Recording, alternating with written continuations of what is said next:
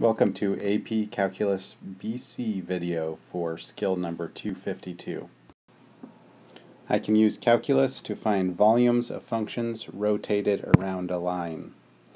And what we have here is a tire that is set, the rim of the wheel connects to the tire, and the trivia question is, what holds the tire in place, attaching it to the rim? Alright, so today we're going to talk about volumes of rotation, and so we need to have an equation which stands for the volume of our rotation, and this is kind of derived as the idea of adding up several disks or adding up several washers, which have a circle has an area of pi r squared. So if we take the sum of several of these circles, we're going to get the volume. Or maybe our circles, our disks, are actually washers. Anyway, the volume equation that we use is pi times the limit, not the limit, the integral from a to b. And I'm going to use kind of non-technical terms here so that it fits all general scenarios. So we take our outer function and we subtract our horizontal line squared, so that's kind of like pi r squared, but we might have two functions, so we also have to take our inner function and subtract our horizontal line, square that, and then we do that with respect to x if we're rotating around a horizontal line. So in the examples we'll kind of see how this all gets filled out, but I like this format because it really fits all different types of scenarios that we're going to see. And I'm going to walk through 6 examples, and you can see how each of those pieces get filled out within those examples. So example 1 says, find the volume of a solid of revolution generated by revolving the region bounded by the graph y equals root x, the x-axis, and the line x equals 5 about the x-axis. So if we were to sketch this out, what we have is, here's our axes, and then we have y equals root x, which looks like that, and we're going to rotate it around the x-axis. So let's put a little rotation arrow. So this is getting spun around the x-axis from 0 to 5. So those are kind of our left and right boundaries. And it's getting rotated around that line. So if you wanted to, what you could think of is we are going to create a series of circles that are shaped like that, with the center being the axes, and then we're going to add all of those circles up. Got a video which shows this. Let's take a look at that. Okay, here we are visualizing this problem using calculus in motion. What we have is the function f is the square root of x, represented by this blue line. And then this red rectangle is our dx. And of course, we would create a higher number as we moved along. Let this equal 30. We can see it becomes skinnier. In calculus, we're going to let that approach infinity. I'm going to use 10 just because it's better to visualize here. And this is getting rotated around the x-axis, so the line y equals 0. So using our rule, our outer would be the square root of x. Our horizontal line is 0. Our inner, in this case, is actually 0. And our horizontal line is 0. So what we can see is if we were to reflect it over our axis of revolution, we kind of see that it's that shape, or we can hide that and we can rotate this rectangle around. And so this gets swept around and you can see the general shape that we're making here, and you can kind of see that it's creates a circle, and that's where this pi r squared is hidden within the problem. We can, of course, move that rectangle wherever we want, and we could rotate it again, and our integral is basically going to take the sum of all of those rectangles. So what it's doing is it's taking a look at all these rectangles and then summing them up. And there we have our volume of rotation. So here we have pi times our outer radius squared, and that's where we're getting this idea of the circle. So let's get rid of this graphic here and move this equation down. So from here what we can do is we can go about solving this out. We can simplify the integral, or the integrand of the integral. Root x minus 0 squared becomes x, and then 0 squared is 0, so we just have the integral of x dx, which we know is x squared over 2, so we're multiplying x squared over 2 evaluated from 5 to 0 by pi. Stick 5 in there and we get an answer of volume is equal to 25 halves times pi cubic units, or units cubed if you wanted to. We don't always have to rotate around a horizontal line. We could also rotate around a vertical line. So let's take a look at that in the next example. Volumes of solid of revolution around a vertical line. And we can actually apply the same formula that we had. The only difference is, because it's going to be around a vertical line, we're going to do it with respect to y rather than with respect to x. So the idea is that we're creating something that rotates around a vertical line. So our radius is going to be relative to y. Find the volume of a solid revolution generated by revolving y equals x to the third. So y equals x to the third looks something kind of like this. And it's being rotated around the y-axis. So we're going around the y-axis from the lines y equals 1 to the lines y equals 8. So this is what's getting rotated. Since we're doing it with respect to y, we're actually going to have to rewrite the equation so that it's a function of y. So if we rewrote that as a function of y, we'd have y to the 1/3 is equal to x. So we can start filling out our volume equation. Volume is pi times our lower limit, which is 1 in this case, and our upper limit is 8. So 1 to 8. Our outer function is this y to the 1/3. So we do y to the 1/3. Our vertical line, so I guess these now become vertical lines rather than horizontal lines. Our vertical line is at 0 squared. Our inner function is the rotation, so we're going to get another case of 0 minus 0 squared, and this is with respect to y. I encourage you to always include these zeros to make a habit of it, because on the AP test, almost definitively, it's not going to be around an axis, and instead will be around some other vertical line. I think out of the 5 tests that I've seen, 4 out of 5 of them do some non-zero number. Anyway, so if we go about simplifying this down,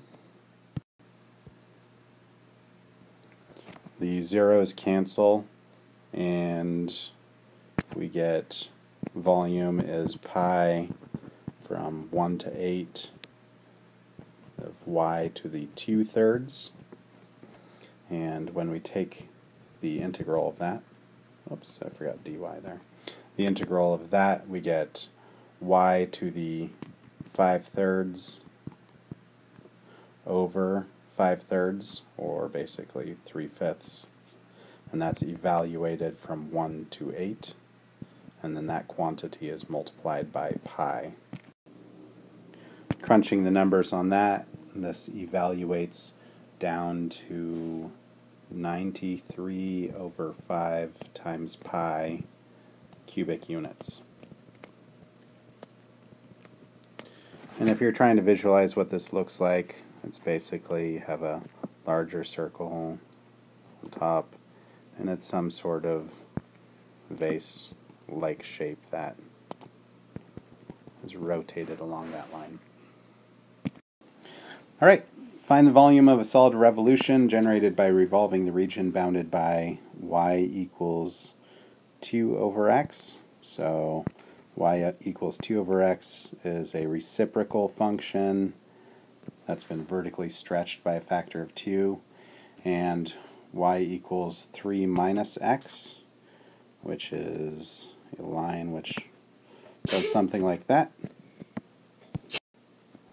So this one we're rotating around the x-axis, so around that line. We're interested in this shape here. So with a little bit of algebra, we could find that the points of intersection occur at 1 and at 2. So we know our boundary is from 1 to 2.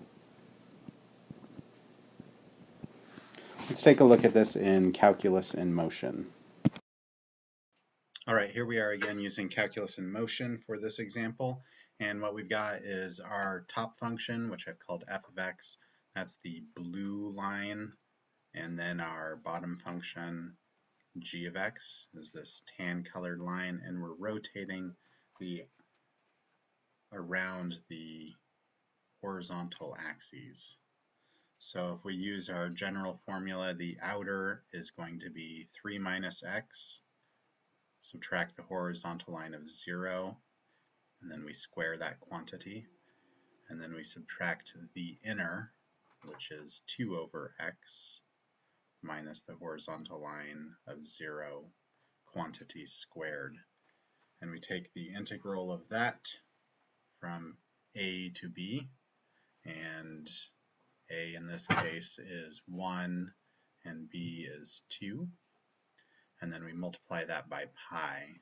So when we're revolving this, what's happening is we get this shape that kind of sweeps around in a circle in that fashion, and you can see as we sweep this along, we're creating a series of these shapes.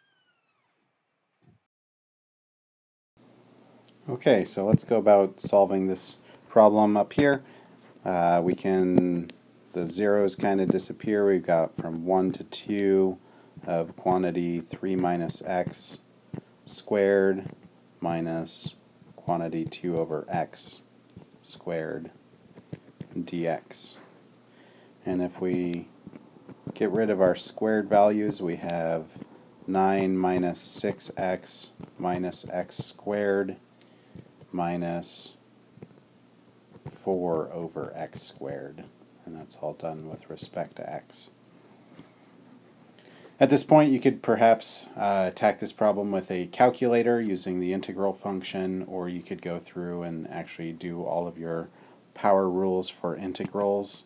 The power rule, we've got 9x, 6x squared over 2 minus x to the third over 3 plus 4 over x evaluated from 1 to 2, and that whole value is multiplied by pi.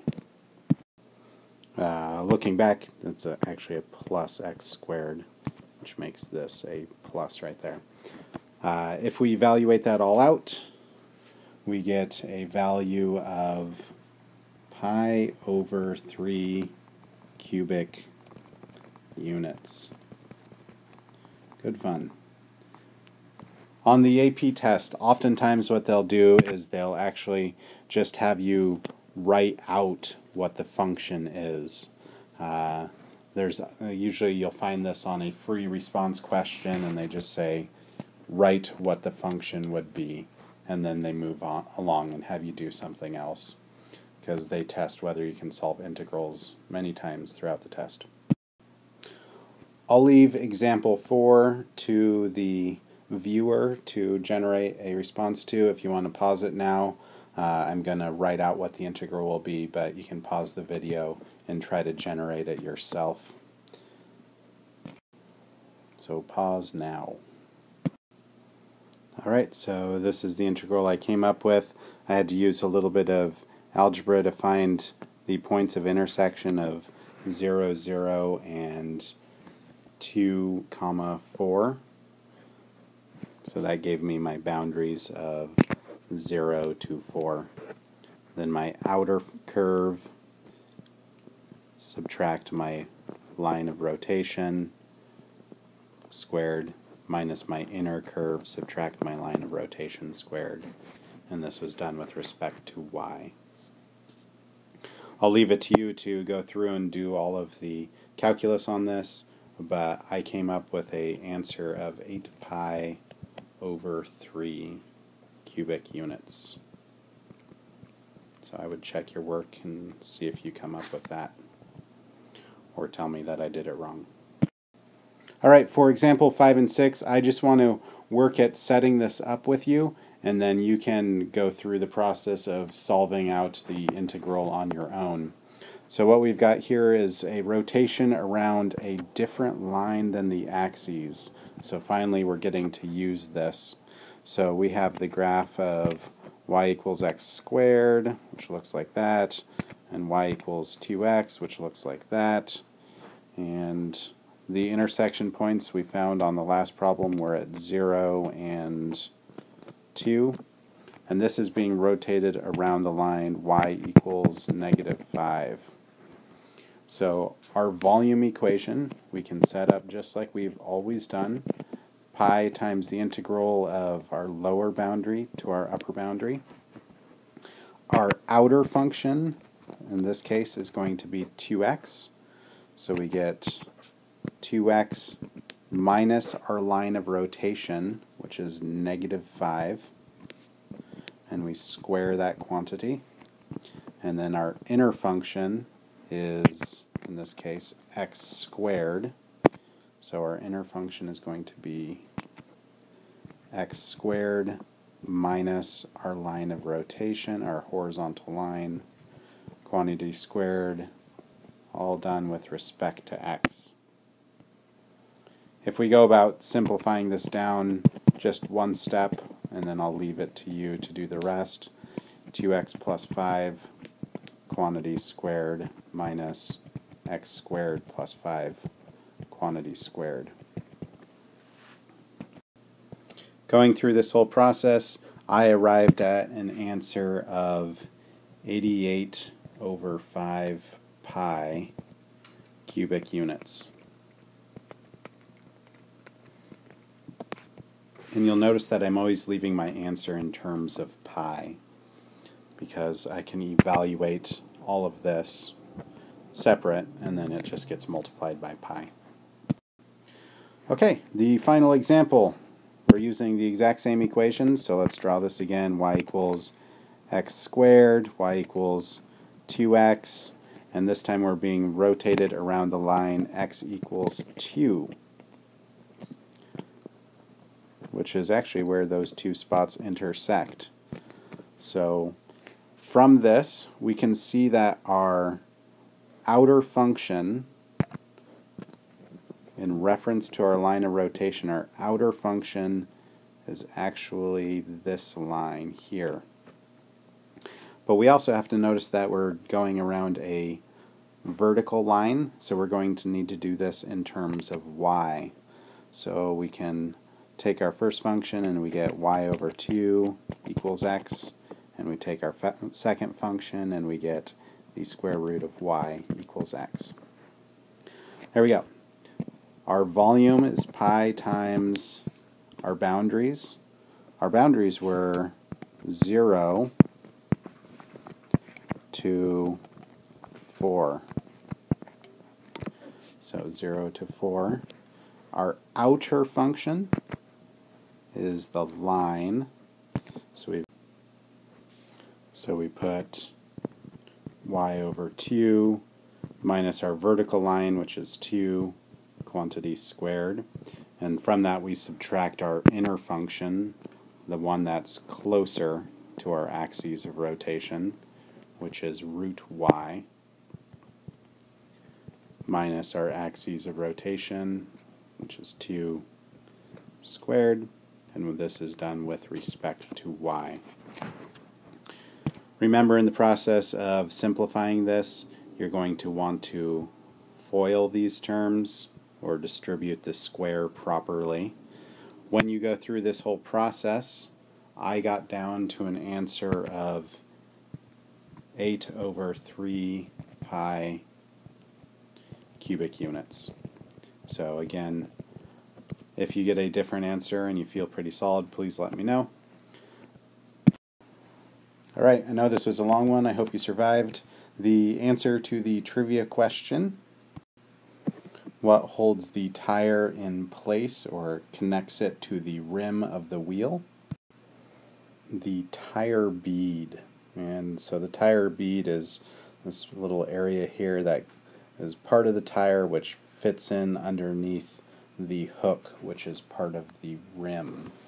And tubeless tires rely on a very secure connection between the tire bead and the hook.